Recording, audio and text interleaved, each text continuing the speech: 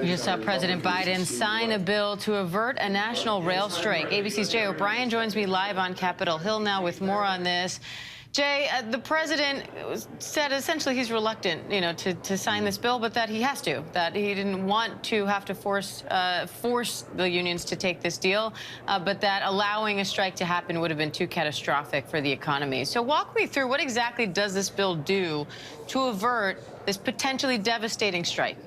Yeah, Diane, and this is a tough place for the Biden White House to be in. You're exactly right. What the president said on that front, as you were just alluding to, is it was tough for me, but it was the right thing to do at the moment. What he's referring to there is averting what the president referred to as a, quote, economic catastrophe that would have occurred if a rail strike took place. The White House and the administration have the legal authority, and Congress has the legal authority, rather, to step in here because of the Commerce Clause of the Constitution and a railway law in the United States that essentially allows Congress to approve the agreement without the rail workers say so and force those rail workers back onto the job. So what happened was, to take you back to the original timeline, the president asked Congress to step in. Earlier this week, the House of Representatives approves the agreement with an additional bill that gives 7 days of paid sick leave to the rail workers.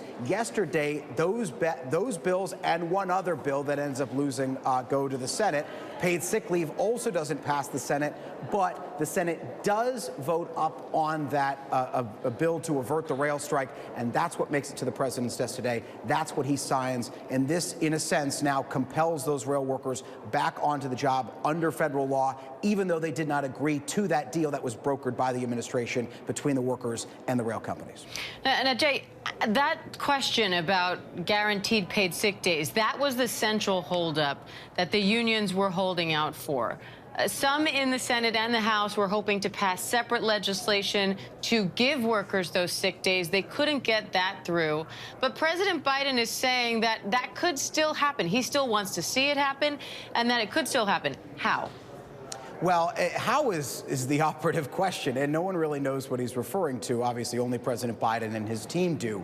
It seemed he was saying that paid sick leave is a legislative priority of his for years, and that would be something that he could potentially, if he chose to, bring about in the new Congress come January.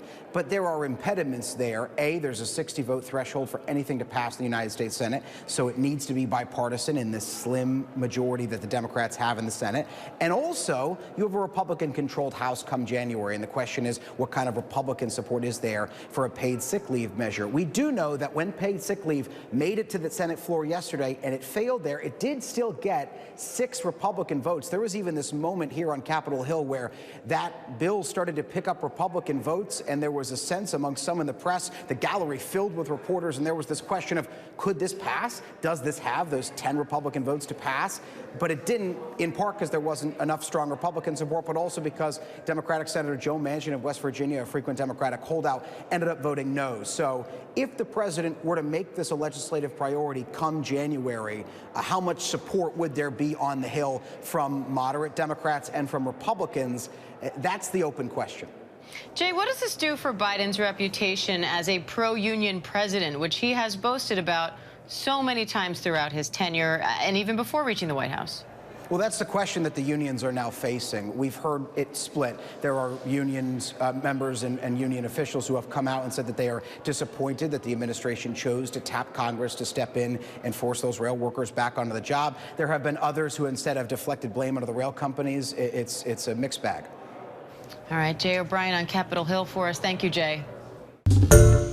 Hi, everyone. George Stephanopoulos here. Thanks for checking out the ABC News YouTube channel. If you'd like to get more videos, show highlights, and watch live event coverage, click on the right over here to subscribe to our channel. And don't forget to download the ABC News app for breaking news alerts. Thanks for watching.